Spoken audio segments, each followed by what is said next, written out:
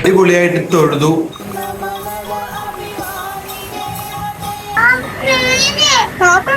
അവിടെ ഉടുപ്പി ചെല്ലുമ്പോഴത്തേക്കും മഴ മാറിയാൽ ഡബിൾ ഹാപ്പി. എന്തെടുത്തപ്പോ അത്യാവശ്യം നല്ലൊരു ബെഡാണ്.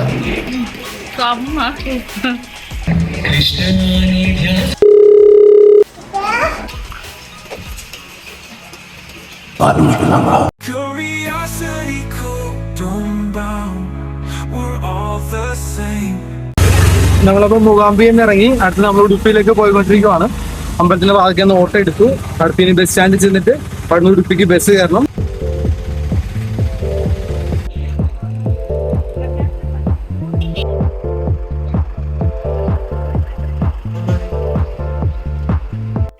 നമ്മളപ്പോ ഉടുപ്പിലേക്കുള്ള ബസ് കയറിയിട്ടുണ്ട്. ഒരാൾക്ക് 120 രൂപയാണ് റേറ്റ്, രണ്ടുപേർക്ക് 240 രൂപ. ഞാൻ മാപ്പിൽ നോക്കിയപ്പോ 1.5 മണിക്കൂറാണ് ദൂരം കാണിച്ചത്. അപ്പൊ ബസ്സായത് കാരണം എങ്ങനെയാണ്, എത്ര മണി കൊണ്ട് എത്തും, എവിടെയാണ് ഇറങ്ങേണ്ടത്, അങ്ങനെയുള്ള കാര്യങ്ങളൊക്കെ ഇനി അവിടെ എത്താറാകുമ്പോൾ ചോദിക്കും.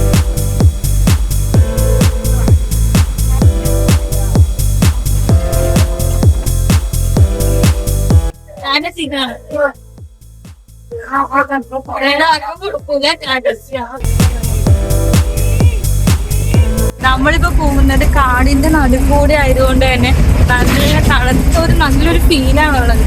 കൊറേ കൊരങ്ങന്മാരെ കാണാം. മങ്കിനെ കണ്ടാലും പറ.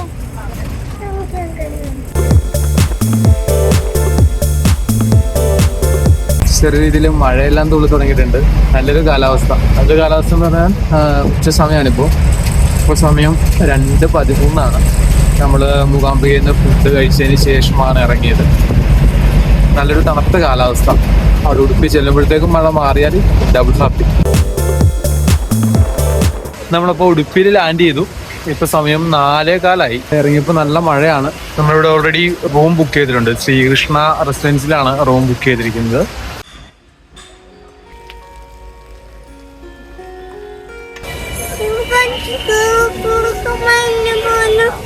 എവിടെ കൊണ്ട് കൂക്കുവണ്ടിയിലോ? നമ്മൾ നമ്മുടെ ബുക്ക് ചെയ്ത ഹോട്ടലിലേക്ക് നടക്കുവാണ്. ഇവിടുന്ന് 200 മീറ്റർ താഴെ മാത്രമേ ഉള്ളൂ.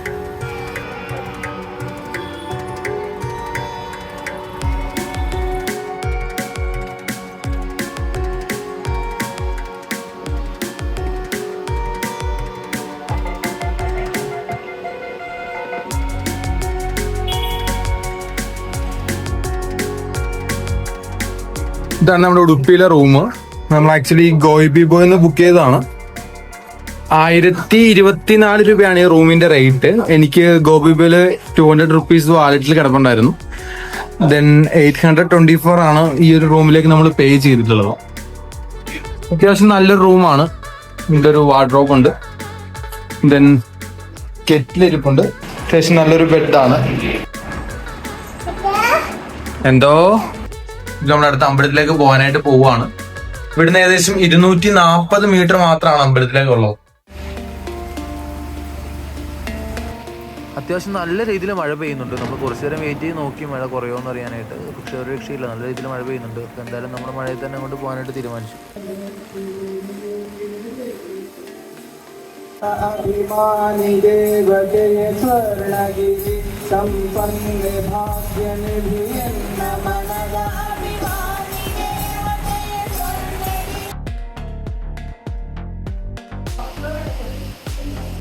നമ്മളങ്ങനെ നന്നായി തന്നെ കണ്ണനെ തൊഴുതിറങ്ങി. അകത്ത് മൊബൈൽ അലൗഡ് അല്ലായിരുന്നുകൊണ്ട് തന്നെ നമുക്ക് ഷൂട്ടിംഗ് ഒന്നും നടന്നിട്ടുണ്ടായിരുന്നില്ല. സാധാരണ അമ്പലങ്ങളിൽ നിന്നും വ്യത്യസ്തമായിട്ട് ഇവിടെ നമ്മളൊരു നവഗ്രഹ ജാലകത്തിലൂടെയാണ് കണ്ണനെ തൊഴാൻ സാധിക്കുക.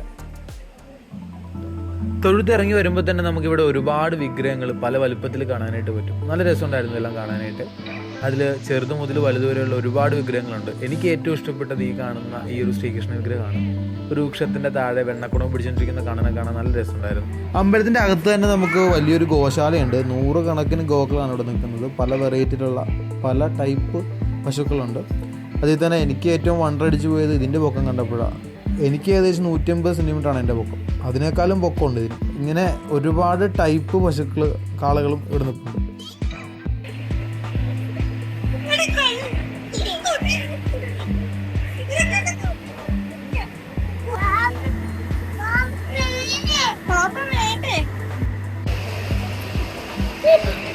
പറയുവാണ് അച്ഛൻ പവി തൊട്ട് അച്ഛൻ തൊട്ടില്ല, അച്ഛൻ ഫോട്ടോ എടുത്തോണ്ടിരിക്കായിരുന്നു. എങ്ങനെ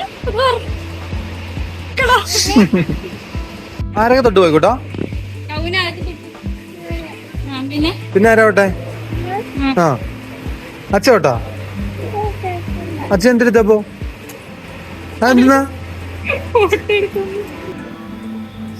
ഇവിടെ ഒരു വലിയ ഓഡിറ്റോറിയം ഉണ്ട്, അവിടെ എന്തോ പരിപാടി നടക്കുന്നുണ്ട്. നമുക്ക് അങ്ങോട്ട് പോയി നോക്കാം എന്താ സംഭവം.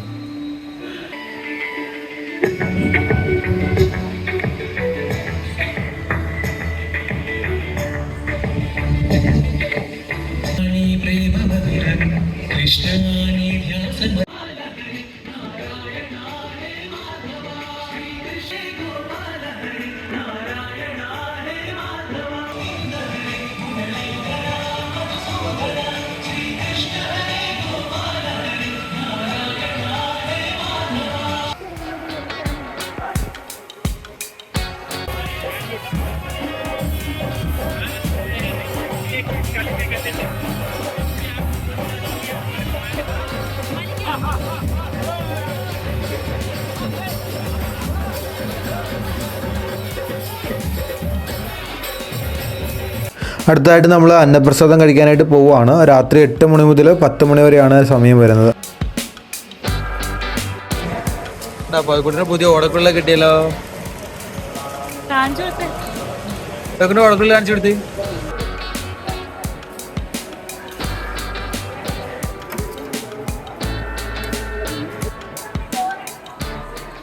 ഉടുപ്പിയിൽ അടിപൊളിയായിട്ട് തൊഴുതു, അന്നദാനം കഴിച്ചു, മനസ്സ് നിറഞ്ഞു. ഇവിടെ സത്യം പറഞ്ഞാല് നമുക്ക് അമ്പലത്തേക്കാൾ ഉപരി ഒരു അഗ്രഹാരം പോലെയൊക്കെയാണ് തോന്നുന്നത്. ചുറ്റും നമുക്കിവിടെയുള്ള സ്ട്രീറ്റ് ആണെങ്കിലും എല്ലാം ഒരു തമിഴ് ബ്രാഹ്മിൻ ഗ്രാമത്തിലൊക്കെ പോകുന്ന പോലത്തെ ഒരു പ്രതീതിയാണ്. ഇത് ഇവിടുത്തെ ഒരു മഠമാണ്. ഇതുപോലുള്ള 8 മഠങ്ങൾ ചേർന്നാണ് അമ്പലത്തിന്റെ കാര്യങ്ങളെല്ലാം ചെയ്യുന്നത്.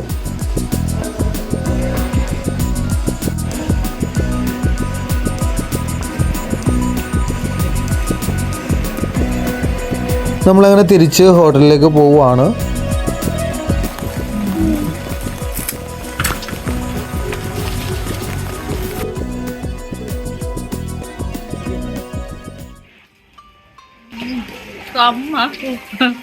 എങ്ങനെ മനസ്സിലായി?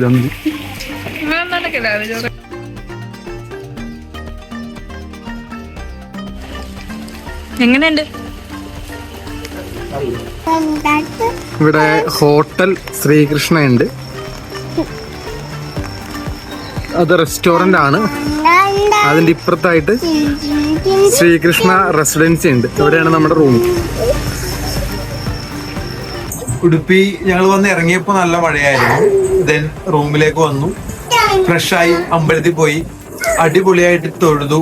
ഞങ്ങൾ ചെന്ന പോലെ തിരക്കില്ലായിരുന്നു. അപ്പൊ നാളെ നമ്മുടെ പ്ലാൻ എന്താണെന്നുള്ളത് കറക്റ്റ് ആയിട്ട് നമുക്കിപ്പോ പറയാൻ സാധിക്കില്ല. കാരണം നാളെ മാൽപ്പേ ബീച്ച് പോകാനായിരുന്നു നമ്മുടെ പ്ലാൻ. ഇങ്ങനെ മഴ നിൽക്കുവാണെങ്കിൽ മാൽപ്പേ ബീച്ചിൽ കൊച്ചുമായിട്ട് പോയിട്ട് ഒരു കാര്യമില്ല. അപ്പൊ അതുകൊണ്ട് തന്നെ നമ്മൾ ആ പ്ലാനിൽ ചെറിയൊരു ചേഞ്ചസ് വരുത്താൻ നോക്കുന്നുണ്ട്. മേ ബി ഏതെങ്കിലും ഇൻഡോർ ഷോപ്പിങ്ങോ അതല്ലാന്നുണ്ടെങ്കിൽ മറ്റേതെങ്കിലും സ്ഥലങ്ങളിലേക്കൊക്കെ ആയിരിക്കും നമ്മൾ പോകുന്നത്. എന്തായാലും നാളത്തെ വീഡിയോയിൽ എന്താണെന്നുള്ളത് നമുക്ക് അടുത്തൊരു പാർട്ടി കാണാം. അതുവരേക്കും ബൈ ബൈ. ടാറ്റാ.